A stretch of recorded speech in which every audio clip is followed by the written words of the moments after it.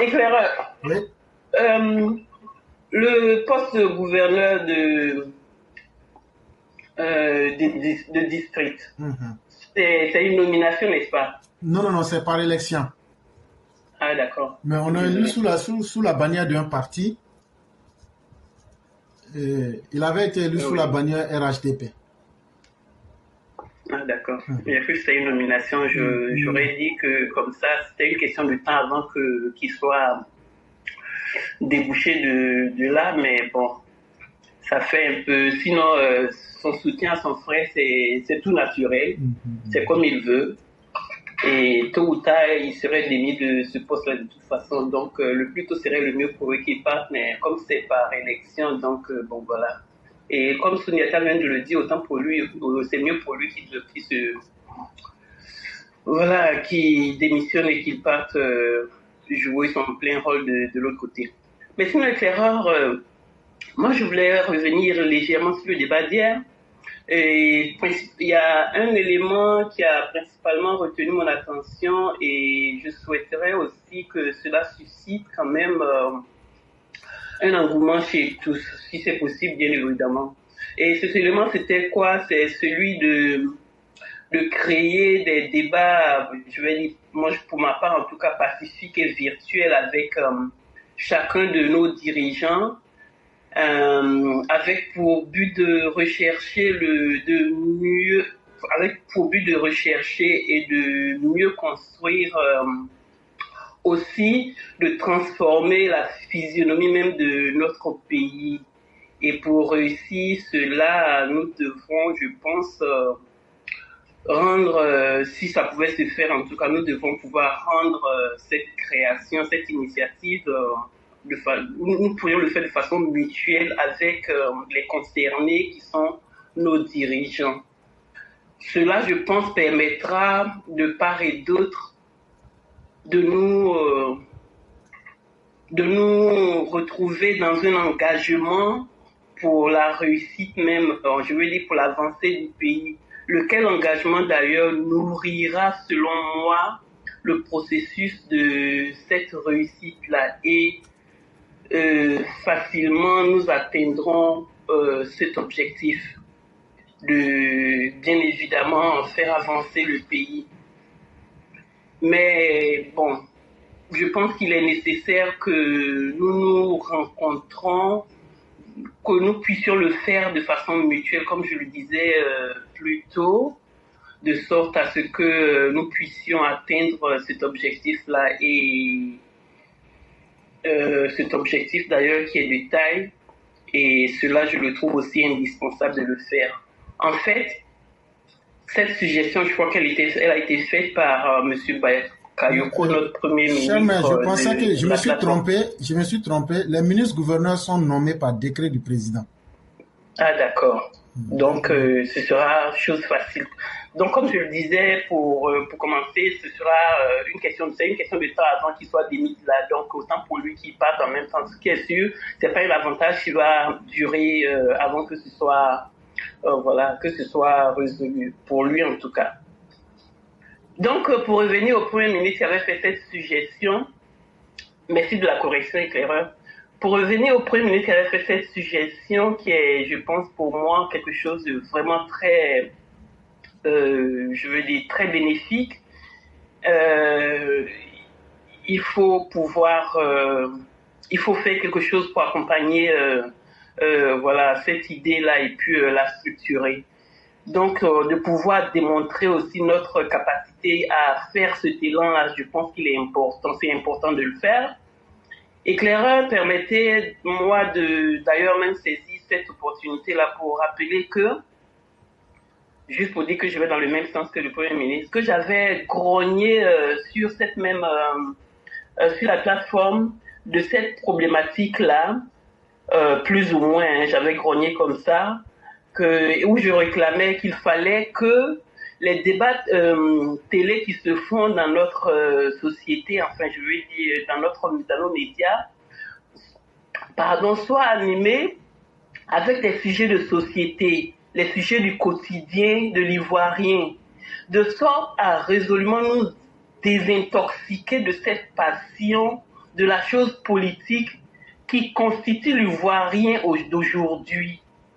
Nous sommes vraiment intoxiqués par notre politique. Et ça, si on a pour en sortir, le moyen, franchement, c'est de créer quelque chose d'autre pour y arriver. Donc, éclaireur, si je fais fausse route, vous me le dites, mais en tout cas, selon moi, si on arrivait à le faire, ça viendrait ralentir, enfin, je vais dire que si ce qui se passe aujourd'hui, c'est, on va dire, quelque chose qui ralentit même notre IDH, qui est notre indice de développement humain. Malgré les efforts colossaux que font le président Ouattara, je crois que ce sentiment ou cet esprit de politique malsaine que nous faisons tous en tant qu'Ivoiriens, c'est ce qui ralentit notre possibilité d'avoir un bon IDH. Parce que si on concentrait toute cette énergie à saisir les bonnes occasions et à les transformer, à les développer, je crois que le travail qui est fait par le président Ouattara serait largement soutenu et le bien-être reviendrait à tous. Mais d'aller consacrer toute l'énergie qu'on a à nous débattre, à nous ramener les choses tous les jours que Dieu fait, à vraiment débattre en cette politique malsaine, est ce qui définitivement, ralentit notre IDH. Est-ce qu'il ne fallait pas en sortir? Pour en sortir, il faut initier cette suggestion-là de M. Bakayoko, qui est de rencontrer nos administrateurs de façon mutuelle, de façon pacifique, de façon respectueuse, et échanger et apporter les solutions aux différents problèmes de notre société que nous vivons, plutôt qu'à les consacrer toute cette énergie massive à des choses inutiles qui nous détruisent tout au long de ce que nous faisons. Moi, je pense que il faut arrêter avec cette passion viscérale de la politique ivoirienne et puis et puis se donner quelque chose de plus bénéfique en créant quelque chose de nouveau, en l'occurrence la proposition du Premier ministre que je salue encore, et je voudrais en tout cas lancer un appel à tous nos intellectuels qu'on essaie de mettre ça en place, et voilà, de par là, je crois qu'on aura réussi à passer à autre chose que de persévérer dans son autodestruction. Merci beaucoup. C'est ce que je voulais dire, en tout cas pour aujourd'hui, comme suite à ce qui avait retenu mon attention plus ou moins dans l'émission, dans le débat d'hier. Merci. Okay. Vraiment, merci beaucoup, cher maire. Merci pour tout ce que vous venez de dire. On serait d'accord avec vous, mais seulement que nous ne pouvons pas tirer les gens de leur maison pour faire ce que nous voulons qu'ils fassent. Voilà la réalité du monde. Quelle que soit notre bonne volonté, on ne peut faire que ce que l'on peut. Vous voyez, tous ces intellectuels, il faut les mettre ensemble. Mais les mettre ensemble, c'est là que débute le problème, parce que les gens n'ont pas les mêmes intérêts. Les gens n'ont pas les mêmes champs de vision. Et le monde a toujours été comme ça. Et donc, on va faire avec ce qu'on peut et ce qui est disponible. C'est comme ça que le monde a toujours été. Il y a des gens qui auraient pu bien aider, mais qui sont du mauvais côté, qui vendent leur savoir du mauvais côté de l'histoire. Et donc, vraiment, vous dire qu'on pourra le faire, c'est faux. On ne pourra faire que ce que nous, c'est-à-dire vous et moi, qui sommes sur les mêmes champs de vision, pouvons faire, ainsi que le président Ouattara. Le monde, qu'il soit changé ou pas, continuons à faire ce que nous pouvons, c'est tout. N'espérons pas qu'on fera bouger les autres, mais on n'a pas les mêmes intérêts. Nous ne sommes pas mus par les mêmes intérêts. Et ça, dans ce monde-là, ça pose une grande différence. Et je crois qu'il faut se pardonner à nous-mêmes, en laissant aussi les gens faire ce qu'ils ont à faire. Nous ne pourrons pas les changer. Beaucoup même par volonté ne voudront même pas comprendre qu'il faut mettre l'intérêt de la population au centre de la réalité. Et donc vous voyez que ça ne sera jamais facile. Mais le monde a toujours été changé par un noyau. un groupuscule, parce que la vérité et ce qui est vrai finit toujours par prédominer. Et c'est en cela que le combat que nous menons est digne et un combat qui rentrera dans l'histoire de toutes les façons, parce que les générations à venir nous jugeront sur ce que nous avons posé, sur nos réflexions et sur les actes que nous avons posés, et je crois que ça serait suffisant. Et encore, je préfère me rectifier. Je m'étais trompé. Lorsque vous avez posé la question, ministre-gouverneur, j'étais dans les pommes, je pensais à président du conseil régional. Et c'est là que j'ai dit que c'est par élection. C'était une erreur de ma part, mais plutôt, c'est le président du conseil régional qui est élu et les ministres-gouverneurs sont nommés par décret présidentiel. Ça, c'est quelque chose qu'il fallait rectifier avant de vous laisser partir. Donc, vraiment, merci beaucoup, cher maire.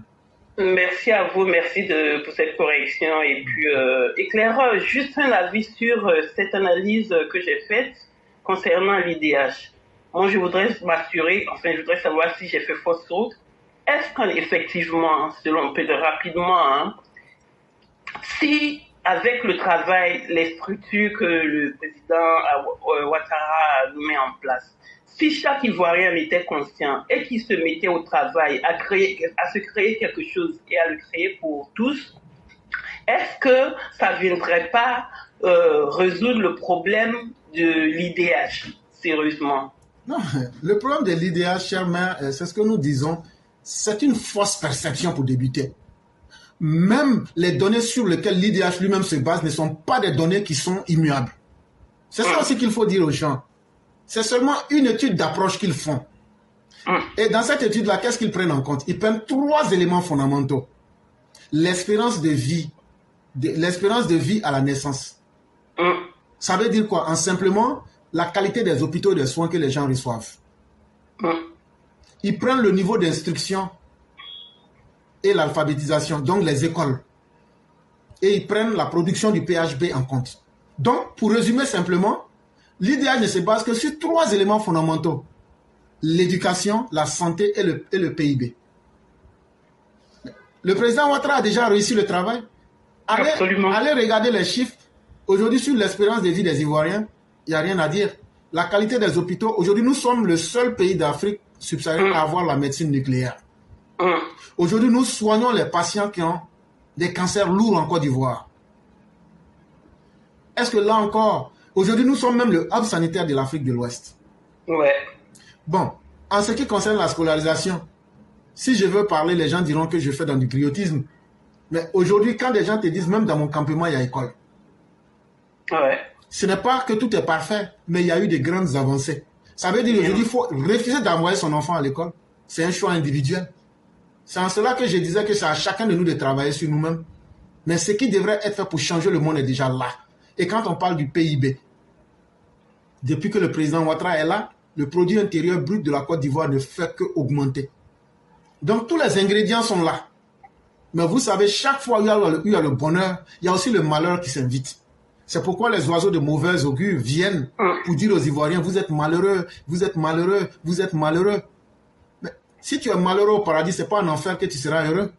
Si tu es malheureux dans un pays qui connaît une croissance économique, si tu es malheureux dans un pays où les infrastructures hospitalières ont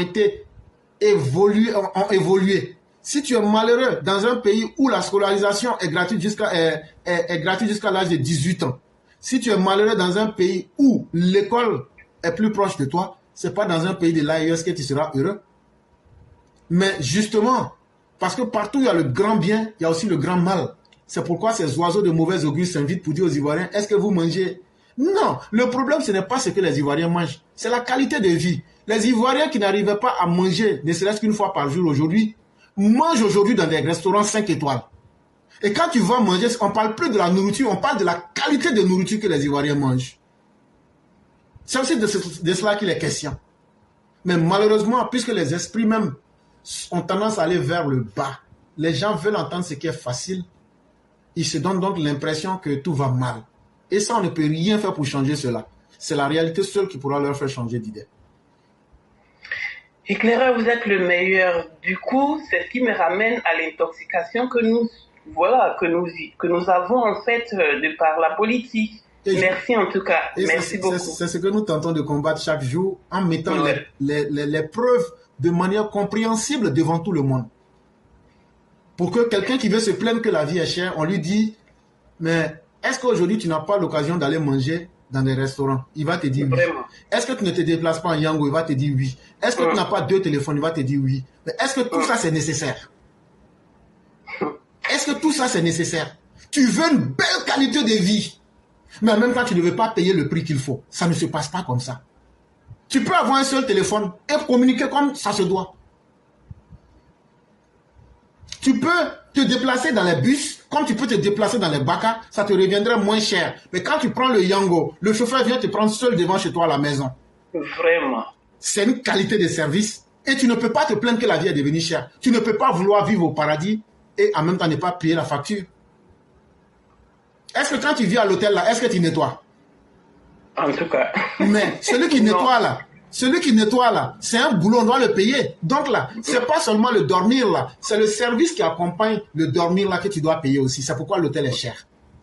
Claire. Et parce que tu as voulu demander un confort où tu ne te fatigues pas et où tu es à l'aise. Mais il y a des gens qui ont fait ça pour toi.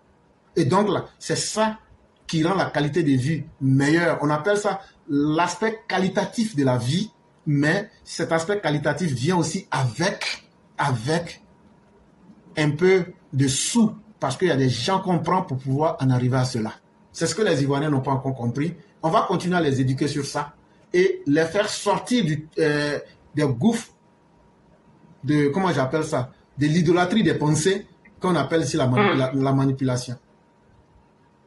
Mais éclaireur, vous me révoltez. Vous n'imaginez pas à quel point, désolé, mais vous me révoltez. Non. Parce que c'est ce que Thiam utilise pour se faire une soi-disant campagne. Justement. Et les gens aussi bêtes qui sont aussi idiots de plus idiots qu'ils sont, et ben voilà, ils utilisent ça comme vraiment, franchement, ça fait honte. Oui, effectivement. Et c'est à nous d'utiliser les mots qu'il faut pour expliquer aux gens, pour qu'ils comprennent.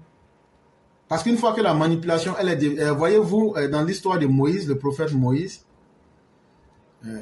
les magiciens l'invitent et lui disent comme ça, viens devant tout le monde, on va faire de la magie, on va transformer des cordes en serpents et tout le monde va voir. Et je l'ai toujours dit ici, le monde est en perpétuelle évolution.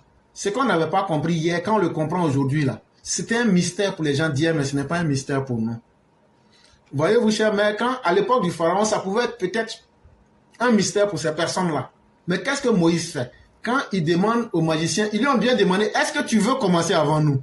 Moïse dit, non, c'est vous votre science. Donc, pratiquez-la devant tout le monde.